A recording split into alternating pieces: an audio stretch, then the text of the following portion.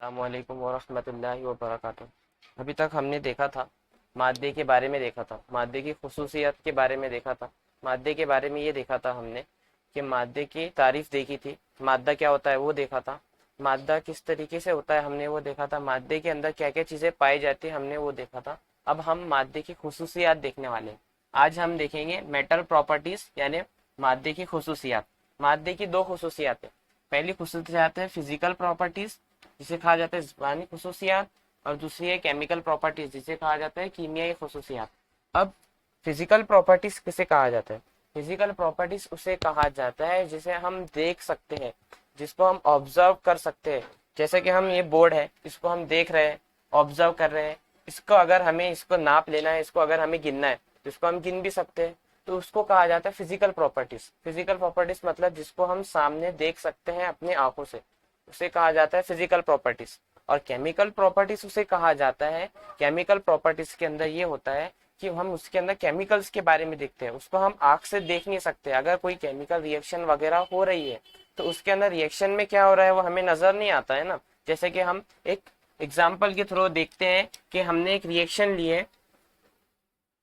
Example के तौर पे हमने लिया है मीथेन। अब इसमें से हमें क्या करना है, इसको हम गर्म करेंगे और गर्म करके हमको इसके अंदर से एक हाइड्रोजन को निकालना है। इसमें एक कार्बन है और 4 हाइड्रोजन है। अब इसके अंदर क्या करना है, हमें एक हाइड्रोजन यहाँ से निकालना है। तो अब हम यहाँ करेंगे, इसको गर्म करेंगे और गर्म करने के बाद से इसके अंदर का एक हाइड्रोजन निकल जाएगा। तो ये हो जाएगा CH3 और ये हो जाएगा एक हाइड्रोजन यहाँ से हवा में उड़ चुका है, क्योंकि हाइड्रोजन गैस है तो वो हम हवा में जा चुकी है। इसलिए हम देखेंगे कि CH4 में का क्या हुआ, एक हाइड्रोजन अगर उसको हमने गर्म किए तो वो चले गया। तो यहाँ पर क्या दिखी, CH3H। तो ये हम रिएक्शन के थ्रू समझ सकते हैं, रिएक्शन के जरिए से हम यहाँ समझ सकते हैं। लेकिन अगर आप उसको असल जिंदगी में अगर रिएक्शन को देखेंगे तो अगर आप रिएक्शन में CH3 लेंगे और उसको अगर गर्म करेंगे तो आपको ऐसा नजर नहीं आएगा कि यहाँ से हाइड्रोजन जा रहा है, हमारा जो प्रोडक्ट है नतीजा आ रहा है, नतीजे में CH3 हमें मिल रहा है, ऐसा आपको नजर नहीं आएगा। ये है हमारी केमिकल प्रॉपर्टी। कीमियल प्रॉपर्टीज के अंदर हम उसको देख नहीं सकते हैं, ऑब्जर्व नहीं कर सकते। लेकिन फिजिकल प्रॉपर्टीज के अंदर हम उसको देख भी सकते हैं, ऑब्जर्व भी कर सकते हैं, मेजर भी कर सकते हैं, गिन भी सकते हैं, उसकी पैमाइश वगैरह भी कर सकते हैं। तो हमने देखे थे मादे की दो खसूसियातें। अब मादे के अंदर फिजिकल जिस्मानी खसूसियात की दो खसूसियात और है।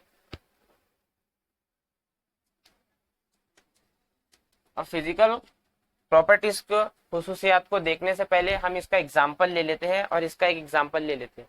इसके अंदर फिजिकल प्रॉपर्टीज में ये होता है कि फिजिकल प्रॉपर्टीज के अंदर हम कोई भी चीज को जब मेजर करते हैं तो उसको हम बगैर कोई तकलीफ दिए या बगैर कोई चीज फर्क उसके अंदर पैदा किए हम उसको ऑब्जर्व कर सकते हैं, मेजर कर सकते हैं। जैसा कि ये ब्लैक बोर्ड है, अब इसके ब्लैक बोर्ड की हमको लंबाई गिनना है, लेंथ गिनना है। तो इसका हम क्या करेंगे, स्केल लेंगे या टेप वगैरह लेंगे और उसको मेजर कर लेंगे, जिसकी वजह से ये बोर्ड के ऊपर कोई फर्क तो आने वाला नहीं है। इसलिए फिजिकल प्रॉपर्टीज के अंदर जब कोई चीज हम गिनते हैं तो उसके फिजिकल उसके ऊपर कोई फर्क नहीं नजर आता है। लेकिन केमिकल प्रॉपर्टीज के अंदर क्या होता है, इसके अंदर आपको एग्जांपल अगर मैं दूं तो अगर लेंथ ले, हम लंबाई जिसे कहा जाता है,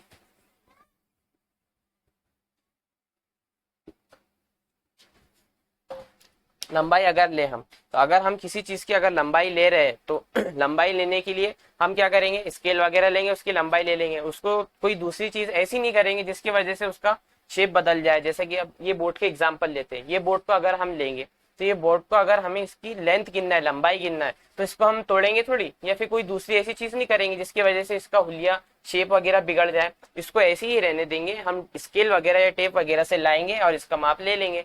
इसकी इससे कोई फर्क पड़ने वाला है नहीं। लेकिन केमिकल प्रॉपर्टीज में क्या होता है, केमिकल प्रॉपर्टीज के अंदर ये होता है कि अगर आपको उसको पहचानना है, उसका अंदर जानना है, तो उसके अंदर ये होता है कि उसके हम केमिकल चेंज करते हैं या फिर कोई ऐसी चीज करते हैं जिसकी वजह से उसमें फर्क पैदा होता है। जैसे कि आपने 11th और 12th क्लास के अंदर पढ़े होंगे, एसिड और बेस की रिएक्शन पढ़ेंगे आपने, तेजाब और बेस की रिएक्शन आपने पढ़े होंगे। तो उसमें क्या होता है, अगर आपको पहचानना है कि एसिड किसे कहा जाता है तो एसिड को पहचानने के लिए आपको एक पेपर दिया जाता था नीले कलर का और लाल कलर का। अगर लाल पेपर हमारा नीला होता है तो वो क्या है, हमारा बेस है, और और नीला पेपर अगर हमारा लाल हो जाता है तो वो क्या है, हमारा एसिड है। इसी तो क्या हो रहा है, उसके अंदर हमें चेंज करना पड़ रहा है ना कोई चेंज करना पड़ रहा है, जिसकी वजह से हम उसको मेजर कर पा रहे हैं, ऑब्जर्व कर पा रहे हैं, चेंज करना पड़ रहा है, लेकिन इस केस के अंदर क्या हो रहा है, इसके अंदर हमें कोई चेंज नहीं करना पड़ रहा है। इसे कहा जाता है फिजिकल प्रॉपर्टीज। इसके और एग्जांपल देते हैं, जैसा कि हम इसका एग्जांपल और लेते कलर। किसी चीज का अगर हम रंग ले तो रंग को देखते हैं, जैसे कि हम अगर ब्लैक कलर ले, अब ब्लैक कलर को हम ऑब्जर्व करें, देखें, मुशाहिदा करें, तो मुशाहिदे के अंदर अगर काला कलर हम देख रहे हैं तो हमें वो नजर आ जा रहा है, हमारे सादी आंख से अच्छी तरीके से नजर आ रहा है, तो इसके अंदर कोई फर्क हो रहा है। रंग को अगर हमने देखे तो इसके अंदर कोई चेंज हो गया, जैसे कि हमने काले कलर को देखे तो वो सफेद हो गया होगा, नहीं, ऐसा कुछ भी नहीं हुआ। तो ये हमारा फिजिकल प्रॉपर्टीज के अंदर आ, जैसे खुशबू वगैरह आती है, स्मेल जिसे कहा जाता है, स्मेल, स्मेल भी हमारी क्या है, फिजिकल प्रॉपर्टी में आती है। क्योंकि हम फिजिकल प्रॉपर्टीज जैसे कि आपको हमने बताए थे कि हम उसको क्या कर सकते हैं, देख सकते हैं, लेकिन खुशबू को हम देख नहीं सकते ना, लेकिन उसको हम ऑब्जर्व तो कर सकते हैं, महसूस तो कर सकते हैं। खुशबू हमें आती है तो हमारा ब्रेन बोलता है कि कहीं से खुशबू आ रही है, तो ऐसा बताता है कि आपको कि मेरी जो खुशबू आ रही है वो इतने किलो में आ रही है, इतने इसमें आ रही है, नहीं, मुझे बस खुशबू आ रही है, इस तरीके से हमें पता चल जाता है। अब केमिकल प्रॉपर्टीज की हमने रिएक्शन देख लिए थे, एसिड और बेस वाली रिएक्शन। अब हम देखने वाले हैं कि फिजिकल प्रॉपर्टीज की दो और खुसूसियात है।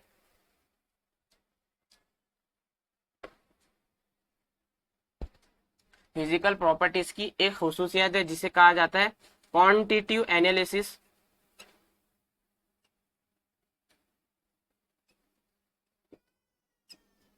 और एक आता है क्वालिटेटिव।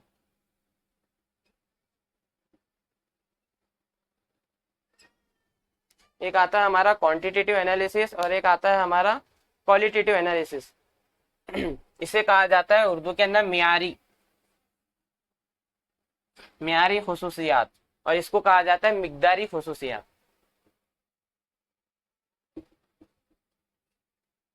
इसको कहा जाता है मियारी खुसूसियात और इसको कहा जाता है मिकदारी खुसूसियात। अब क्वालिटेटिव एनालिसिस और क्वालिटेटिव प्रॉपर्टीज और क्वालिटेटिव प्रॉपर्टीज और क्वांटिटेटिव प्रॉपर्टीज के अंदर फर्क क्या है, हम इसको समझते हैं पहले। क्वांटिटेटिव एनालिसिस के अंदर, क्वांटिटेटिव एनालिसिस के अंदर ये होता है कि जब हम किसी चीज को मेजर करते हैं, किसी चीज को ऑब्जर्व करते हैं, तो उसकी हम इसके अंदर पैमाइश नहीं कर सकते। मेरी बात को गौर से सुनना कि जब हम किसी चीज को देखते हैं तो उसको हम मेजर नहीं कर सकते, उसकी पैमाइश नहीं ले सकते हैं। उसको हम देख तो सकते हैं लेकिन उसकी पैमाइश नहीं ले सकते हैं। अब आप बोलेंगे कि उसको हम देख सकते हैं लेकिन पैमाइश कैसे नहीं ले सकते, ऐसी कौन सी चीज हो सकती है? तो आपको मैं एक एग्जाम्पल देता हूं। इसके अंदर एग्जाम्पल लेते हैं हम खराबी। खराबी का मतलब क्या है? किसी चीज की खराबी नहीं। हम आपको मैं एक एग्जाम्पल देता हूँ। हम क्या करते हैं, लोहा लेते हैं। लोहे को क्या करेंगे, हम कुछ दिन तक उसको पानी में, उसके ऊपर पानी वगैरह पड़ेंगे, उस पर धूप वगैरह पड़ेंगी, तो आपको क्या नजर आता है कि लोहा जंग खाना शुरू हो जाता है। तो जो जंग खाता है उसको क्या कहा जाता है, वो क्वालिटेटिव एनालिसिस में, क्वालिटेटिव में आता है। क्यों क्वालिटेटिव में आता है? क्योंकि हम उसको देख तो रहे हैं लेकिन उसकी पैमाइश कर सकते हैं कि आपने बोले कि इसने जंग खाया है, लेकिन ये इतना किलो इसने जंग खा लिया, इतना इतना ग्राम उसने जंग खा लिया, ऐसा आप बता नहीं सकते देखकर उसको। इसी तरीके से इसको कहा जाता है खराबी। और उसके बाद एक आता है चमक, जिसको कहा जाता है लस्टर। लस्टर कोई चीज हमें, जैसे गिलास वगैरह नजर आ रहा है तो गिलास वगैरह चमकता है ना, तो चमकने के बाद क्या करते हैं, उसको हम ऑब्जर्व कर सकते हैं, लेकिन ये नहीं बता सकते हैं ना कि इतना चमक रहा है, इतने किलो में चमक रहा है, इतने ग्राम में चमक रहा है, इतनी मिकदार में चमक रहा है। उसकी मिकदार हम बता नहीं सकते हैं लेकिन उसको ऑब्जर्व जरूर कर सकते हैं। तो ये कौन सा होता है, म्यारी। क्वांटिटेटिव के अंदर, क्वांटिटी के अंदर ये होता है कि उसको हम देख जरूर सकते हैं लेकिन उसको हम गिन नहीं सकते, उसकी पैमाइश नहीं कर सकते। लेकिन क्वालिटेटिव के अंदर ये होता है कि क्वालिटेटिव के अंदर ये होता है, ये है क्वांटिटेटिव, ये होता है क्वालिटेटिव। क्वालिटेटिव के अंदर हम देखते हैं मिकदार। जहां पर मिकदार की बात आती है वहां पर पैमाइश की बात भी आती है। हम उसको देख भी सकते हैं, हम उसको ऑब्जर्व भी कर सकते हैं, यानी उसको देख सकते हैं और उसके बाद उसको हम मेजर भी कर सकते हैं, उसकी पैमाइश भी कर सकते हैं।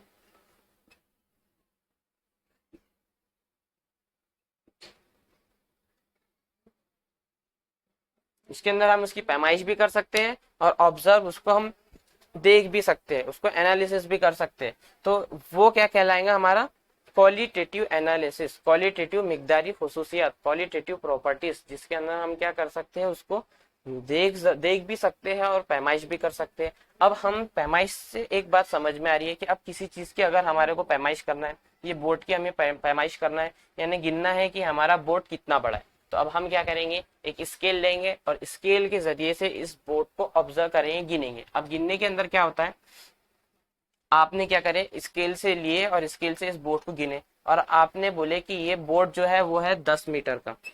एग्जाम्पल के तौर पे लेते हैं, एग्जैक्ट तो मुझे पता नहीं है, लेकिन हम एग्जाम्पल के तौर पे लेते हैं कि किसी ने इसको गिना और गिनने के बाद मुझे बताया है कि ये 10 मीटर का है।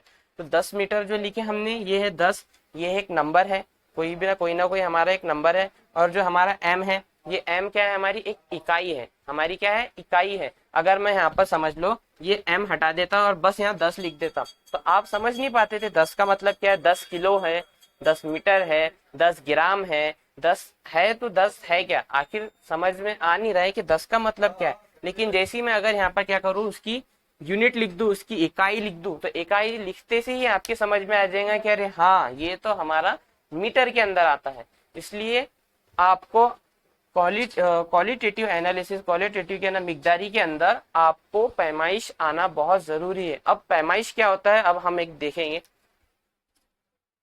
पैमाइश किसे कहा जाता है, अब हम ये देखने वाले हैं।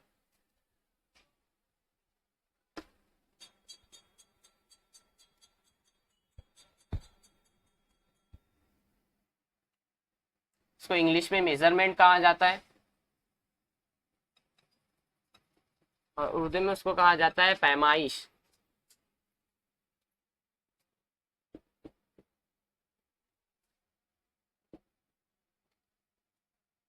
उर्दू में उसको कहा जाता है पैमाइश कहा जाता है। अब पैमाइश किसे कहते हैं, पैमाइश आपने 11th क्लास के अंदर पढ़े होंगे कि पैमाइश करने के लिए एक तो हमारे पास क्या होना चाहिए, अभी हमने देखिए, एक तो नंबर होना चाहिए कोई भी, ये हमारा नंबर है, और एक क्या होना चाहिए, इकाई होना चाहिए। अब इकाई क्या चीज है, इकाई किसी भी चीज को गिनने के लिए, किसी भी चीज की वैल्यू को बताता है कि ये क्या है, ये इस चीज के अंदर इसको हमने गिने हैं। अब क्या हुआ कि हमारी इकाई किस तरीके से आई, कोई भी चीज को गिनने के लिए हमें पता तो होना चाहिए किस चीज में गिन रहे हैं। हम कोई भी चीज को किसी भी चीज में भी नहीं गिन सकते, जैसे कि बोर्ड को गिनेंगे तो बोर्ड को हम मीटर में गिनेंगे, ऐसा तो नहीं है बोर्ड को हम किलो के अंदर गिनना शुरू कर देंगे, ये बोर्ड 10 किलो का है, ऐसा नहीं बोलेंगे हम, ऐसा बोलेंगे ये बोर्ड जो है वो 10 मीटर का है। इसलिए अब इसको पहचानने के लिए हमें क्या करना है कि अलग अलग मुल्कों के अंदर है ना, अलग अलग तरीके से अलग अलग निजाम बनाया गया था। किस चीज के लिए, किसी भी चीज को गिनने के लिए, किसी भी शय को गिनने के लिए हर मुल्क के अंदर अलग अलग कंट्रीज के अंदर अलग अलग सिस्टम बनाया गया था, निजाम बनाया गया था। तो हम इसके अंदर अब निजाम देखने वाले, ये निजाम क्या चीज होती है, किस तरीके से ये बना, ये पैमाइश किस तरीके से आई, अब हम ये देखने वाले। तो पहला जो हमारा निजाम था होता है एम के निजाम, एम के सिस्टम। जो दूसरा निजाम था हमारा वो था सीजीएस सिस्टम निजाम, और जो हमारा तीसरा था वो था एफपीएस निजाम सिस्टम।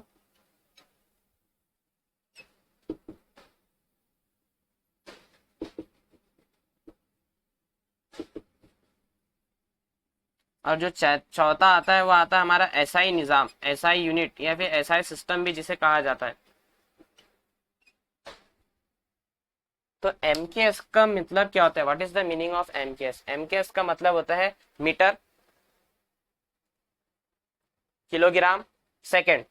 ये है हमारा पहला निजाम। तो अलग अलग मुल्कों के अंदर अलग अलग चलता था, जैसे कि एमकेएस समझ लो कहीं और इसमें चल रहा है, फिर उसके बाद सीजीएस कहीं और चल रहा है, सीजीएस का मतलब होता है सेंटीमीटर, ग्राम, सेकंड, और उसके बाद एफपीएस, इसका आता है फुट, पाउंड और सेकंड। सेकंड तो सब में कॉमन है, लेकिन जो दो शुरू की दो चीजें वो हर तरफ अलग थी। तो क्या होता था कि अगर कोई इंसान एक मुल्क से दूसरे मुल्क में जाता था तो उसको कोई भी चीज लेने में तकलीफ जाती थी, कि जैसे कि अगर उसको कोई चीज लेना है, कपड़ा अगर उसको लेना है तो कपड़ा वो अगर लेता था तो उसको उसके मुल्क के अंदर मीटर में मिलता था, लेकिन कहीं वो दूसरे मुल्क में जाता तो उसको सेंटीमीटर में मिलता था। तो उसके समझ में भी नहीं आता है कि मुझे कपड़ा मीटर में लेना है कि सेंटीमीटर में लेना है, या फिर वो सोचता था कि यहाँ का कोई और निजाम होगा। फिर वही अगर वही इंसान कहीं और चले गया तो वो कपड़ा कहीं और फुट में मिलता था। तो इसी तरीके से लोग बड़े परेशान हो गए कि हम किस तरीके से ये इस मसले को हल करें। तो लोगों के बड़े बड़े साइंटिस्ट वगैरह साइंसदान एक जगह जमा हुए और उन्होंने सोचे कि इस मसले को हल करने के लिए हमें कोई ना कोई हल जरूर निकालना पड़ेगा। तो उन्होंने इस मसले का एक हल निकाले जिसको कहा जाता है एसआई निज़ाम, एसआई यूनिट। उन साइंसदानों ने जमा होके ये बात तय की कि हम क्या करेंगे, एक निज़ाम बनाएंगे जो हर मुल्क में एक जैसा रहेगा, हर मुल्क में एक जैसा रहेगा। नहीं तो क्या है, अभी जिस तरीके से तकलीफ जा रही थी उसी तरीके से सबको तकलीफ जाने वाली है। इसलिए सबको तकलीफ ना हो तो हम ये निज़ाम बनाते हैं और सब तरफ सारे मुल्कों के अंदर ये निज़ाम चलेगा। ये सारे मुल्कों के साइंसदानों को ये बात बड़ी पसंद आई और फिर उन्होंने बैठ के एक निज़ाम बनाया जिसे कहा जाता है एसआई निज़ाम। अब एसआई निज़ाम क्या है, अब हम ये देखने वाले, ये पैमाइश के अंदर ही आता है।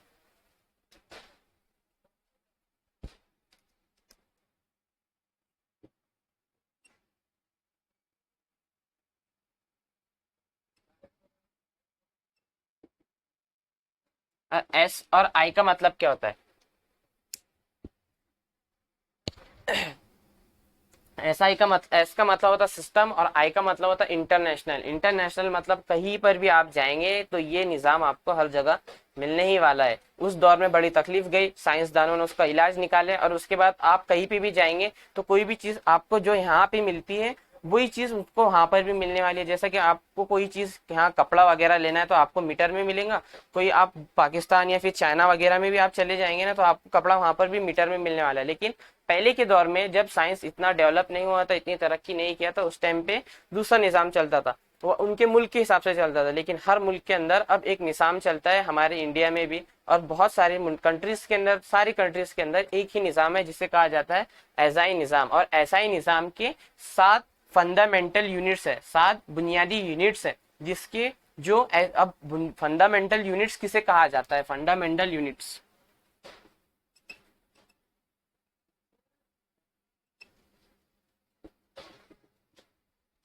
जिसे कहा जाता है बुनियादी इकाई,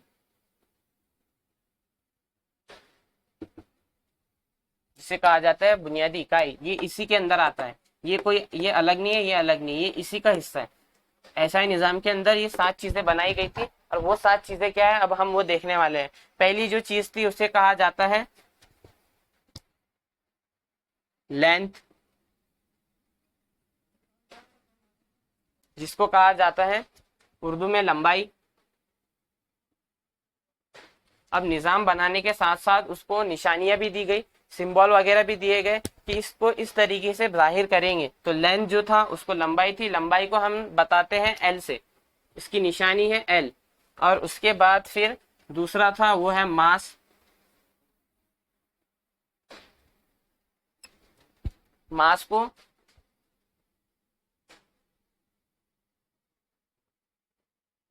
केजी में गिनते हैं। कोई भी चीज जो रहती है उसको हम क्या करते हैं, मास के अंदर लिखते हैं जिसे कहा जाता है केजी के अंदर। और उसके बाद फिर तीसरी चीज थी वो है हमारा टेम्परेचर।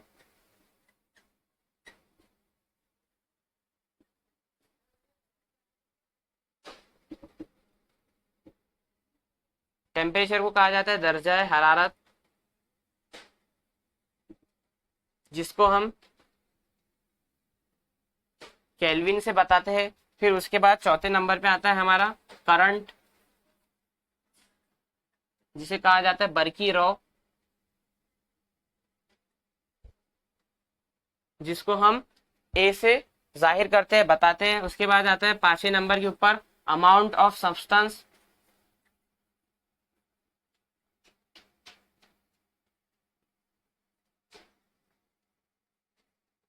ये कहा जाता है मिकदार, जिसको हम बताते हैं मोल के अंदर। फिर उसके बाद 6 वाला इधर दिख देते हैं, 6 वाला हमारा आता है टाइम, जिसे हम वक्त कहते हैं, जिसको हम एस के अंदर बताते हैं। उसके बाद 7th आता है हमारा ल्यूमिनियस इंटेंसिटी,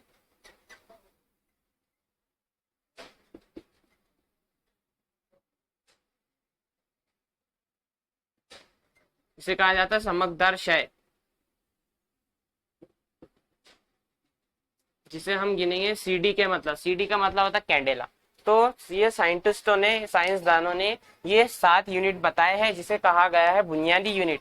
ये ऐसे यूनिट हैं जो किसी के ऊपर डिपेंड नहीं करते हैं, ये किसी के ऊपर डिपेंड नहीं करते हैं, इनके ऊपर ज्यादातर यूनिट्स और ज्यादातर यूनिट्स इन्हीं के ऊपर डिपेंड करते हैं, ये किसी के ऊपर डिपेंड नहीं करते हैं। ऐसे इसको हम फंडामेंटल यूनिट्स, बुनियादी इकाई कहा जाता है। बुनियादी इकाई हमारे साथ है, पहली है लेंथ जिसको लंबाई कहा जाता है, इसको एल से जाहिर करेंगे। और उसके बाद दूसरा है हमारा मास, कोई भी शय उसको हम केजी से गिनेंगे। उसके बाद आता है हमारा टेम्परेचर जिसको कहा जाता है दर्जा हरारत, उसको हम केल्विन में गिनेंगे। उसके बाद 4th नंबर पे आता है हमारा करंट जिसको हम कहा जाता है बर्की रॉ, जिसको हम एम्पियर में गिनेंगे। उसके बाद आता है हमारा अमाउंट ऑफ सब्सटेंस, किसी भी चीज की मिकदार, उसको हम गिनेंगे मोल के अंदर। और उसके बाद 6 नंबर पे आता है हमारा टाइम जिसको कहा जाता है वक्त, उसको हम एस से जाहिर करते हैं। और उसके बाद आता है ल्यूमिनस इंटेंसिटी जिसे कहा जाता है चमकदार शय सीडी, जिसको कहा जाता है कैंडेला, अमाउंट ऑफ सब्सटेंस चमकदार शय कैंडेला। कैंडेला उसका क्या है, उसकी बुनियादी इकाई है, उसकी बुनियादी इकाई है, हम देखने वाले, ठीक है। और उसके बाद अब हम क्या करते हैं, एक एक करके सारी चीजों को समझते हैं। हमने अब 7 चीजें तो देख लिए, अब 7 चीजों के अंदर एक एक चीज को हमें देखना है। पहले नंबर पे हम देखने वाले हैं लेंथ। ये आपके समझ में आ कि पैमाइश किसे कहा जाता है, पैमाइश इस चीज को कहा जाता है जो अभी हमने पढ़े। अब इसमें से हम पहली वाली चीज को देखेंगे, लेंथ मतलब क्या होता है।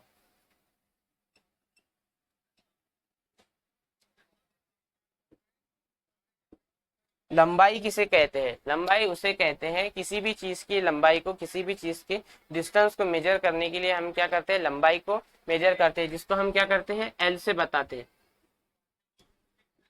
स्मॉल एल से हम उसको जाहिर करते हैं। अब लेंथ क्या होती है, लेंथ जो है वो मीटर में भी हो सकती है, किसी चीज को अगर हमें गिनना है तो उसको हम मीटर में भी गिन सकते हैं।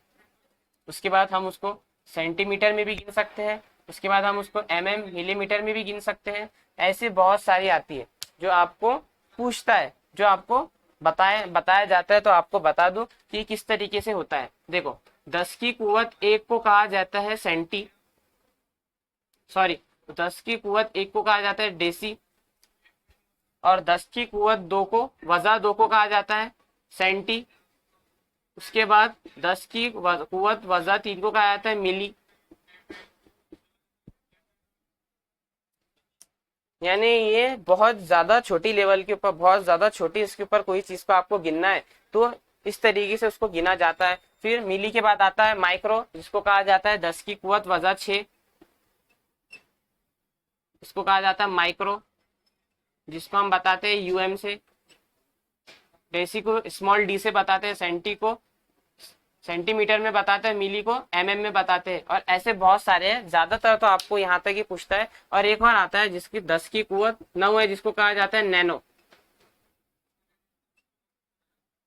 जिसको कहा जाता है नैनो। ऐसे बहुत सारे हैं, लेकिन ज्यादातर आपको 10 की कुवत 9 तक का काम पड़ता है, इसलिए हम यहाँ तक ही देखेंगे। उसके बाद आपको अगर ज्यादा देखना है, ये तो कम वाले थे, वजा वाले थे, माइनस वाले थे, लेकिन आपको अगर ज्यादा वाले देखना है तो वो और भी आते हैं। जैसे कि एक आता है हमारा मीटर, उसके बाद आता है हमारा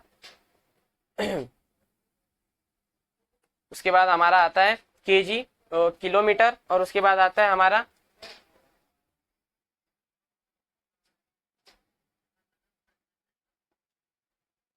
केजी आता है। केजी के बाद हमारा आता है 10⁻⁴, 10 का पावर आता है, 10 का पावर 1 आता है, 10 का पावर 2 आता है, 10 का पावर 3 आता है, 10 का पावर 6 आता है, 10 का पावर 9 आता है। ऐसे लेके बहुत सारी आती है। तो ये सब चीजें आपको आगे देखना है। तो ये है 10 का पावर का मतलब क्या होता है। अब इसमें हम देखने वाले हैं कि ये पावर का मतलब क्या होता है। हमने तो अभी देख लिया 10 का पावर वजा 1 मतलब क्या, 10 का पावर वजा 2 को सेंटी बोलेंगे। लेकिन हमें अब ये पावर का मतलब क्या होता है, किसी की कुवत का मतलब क्या होता है। तो कुवत का मतलब क्या है कि अगर 10 की पावर 1, 10 की कुवत अगर 1 है तो इसका मतलब ये होगा कि 10 के पास कितने जीरो है, 1 जीरो है। उसके बाद 10 की कुवत 2, 10 की कुवत 0 मतलब A1, इसका मतलब ये कितने हैं, ये 10 होंगे। उसके बाद क्या है 10 की कुवत 2 मतलब ये होने वाला है 100। उसके बाद 10 की कुवत 3 तो ये होने वाला है,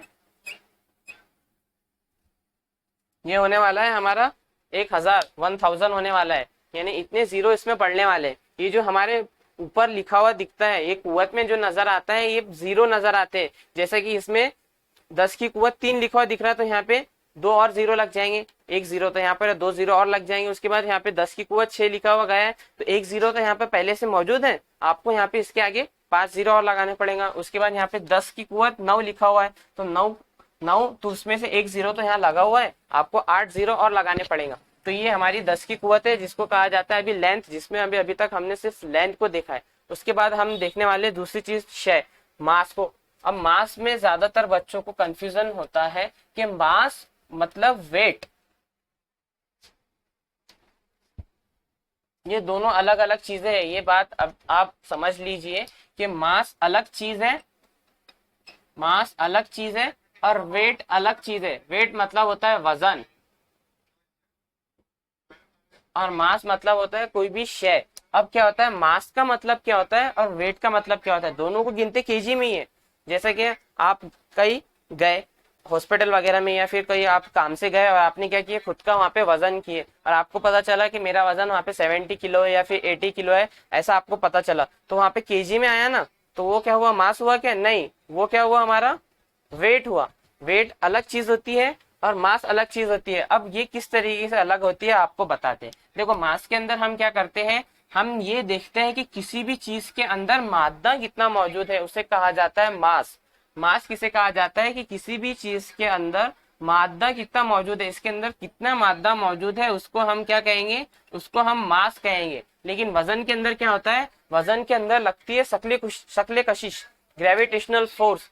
कोई भी चीज के ऊपर कितनी ग्रेविटी, शक्ले कशिश, शक्ले कुवत कितना काम कर रही है, ये चीज हमें देखना होता है। तो वेट के अंदर ये होता है कि किसी भी शय के ऊपर शक्ले कशिश, शक्ले कुवत काम करती है, तो वो क्या होता है, हमारा वेट होगा। और इसमें क्या होगा कि कोई भी शय के अंदर कितने अमाउंट के अंदर, कितने मिकदार के अंदर हमारा मैटर मादा मौजूद है, उसे हम मास कहेंगे। और वेट मतलब कि हमारा ग्रेविटेशनल फोर्स क्या है, किस तरीके से चेंज होता है। आपको अगर मैं, आपकी ये बात समझ में नहीं आ रही है तो आपको मैं एग्जांपल देता हूं कि अगर आप क्या करें, आप एक लोहे का बॉल लें, जो लोहे का हो, आयरन का हो, और वो बॉल को आप ले, तो वो बॉल के वो एकदम मजबूत रहेगा और भारी रहेगा, तो वो क्या है, एक उस चीज का मास है। लेकिन आप क्या करें, आप वही लोहे का बॉल ले और उसका अभी वजन करेंगे, तो वो भरेगा 100 किलो, यानी 1 क्विंटल हो चुका है उसका वजन।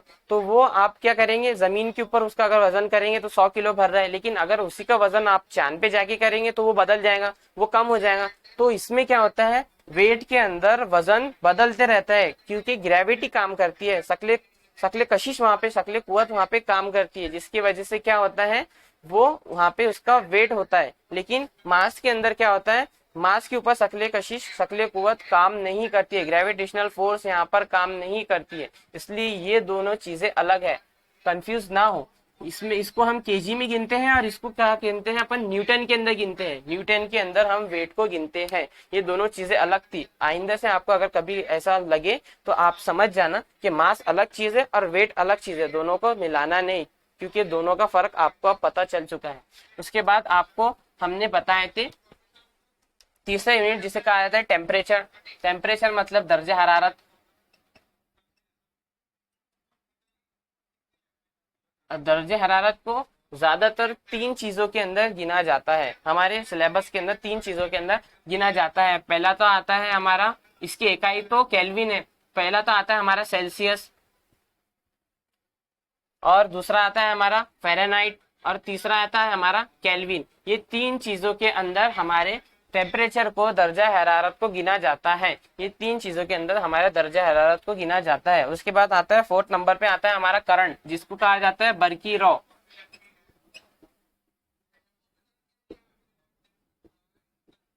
बर्की रॉ को किससे जाहिर करते हैं, ए से, एम्पियर से जाहिर करते हैं, करंट से जाहिर करते हैं। तो करंट ये क्या चीज है, अब करंट आपको ये हम फिजिक्स में देखेंगे, और फिजिक्स में देखने के साथ साथ धीरे धीरे आगे आपको आएगा तो उस टाइम देख लेंगे। तो हम इस टाइम अभी देखते हैं कि करंट को काय में गिनेंगे, एम्पियर में गिनेंगे, कि कितने एम्पियर के अंदर हमारे पास करंट आ रहा है। और उसके बाद फिर अब हम देखेंगे अमाउंट ऑफ सब्सटेंस, मिकदार। कोई भी चीज के आपको मिकदार पता करना है तो आपको क्या होना चाहिए, मोल पता होना चाहिए कि उसमें कितने मोल है। अब मोल क्या होता है ये आपको हम धीरे धीरे समझाएंगे कि मोल की वैल्यू, एक उसकी कोई ना कोई वैल्यू होती है। कोई ना कोई उसकी वैल्यू होती है, वो वैल्यू हमें पता होना चाहिए। और मोल किस तरीके से पता करते हैं, अगर हमें मोल पता करना है तो वो मोल किस तरीके से पता करते हैं ये आगे हम देखने वाले लेक्चर के अंदर। और उसके बाद फिर कोई भी चीज को मोल से कोई और चीज में कन्वर्ट करना है तो हम उसके अंदर देखेंगे। फिर हमारा आता है 6 नंबर पे आता है टाइम। ये आगे पीछे हो चुका है, जरूरी नहीं है कि ये एक के बाद देख रहे हैं, आगे पीछे भी हो सकता है, लेकिन 7 यही है। उसके बाद आता है हमारा टाइम, जिसे कहा जाता है वक्त। वक्त तो गिनते हैं सेकंड में, और काय में गिनते हैं आपको पता है, हावर के अंदर, घंटे के अंदर गिनते हैं। उसके बाद क्या गिनते हैं, मिनट के अंदर गिनते हैं कितने मिनट हो रहे हैं, और उसके बाद काय में गिनते हैं सेकंड के अंदर गिनते हैं। तो हमारा जो इकाई है टाइम की वो क्या है, सेकंड है। और उसके बाद आता है हमारा ल्यूमिनस इंटेंसिटी, चमकदार शय, कैंडेला। कोई भी चीज चमकती हुई नजर आती है, यूरेनियम वगैरह आती है, ये एक एलिमेंट है हमारा पीरियोडिक टेबल में का, जो क्या करता है, चमकदार, चमकता है, इसलिए उसको हम काय में गिनेंगे, कैंडेला में गिनेंगे। इसलिए आज के लिए हम इतना काफी है, नेक्स्ट लेक्चर में इसके आगे का हम देखने वाले हैं। जज़ाकल्लाह।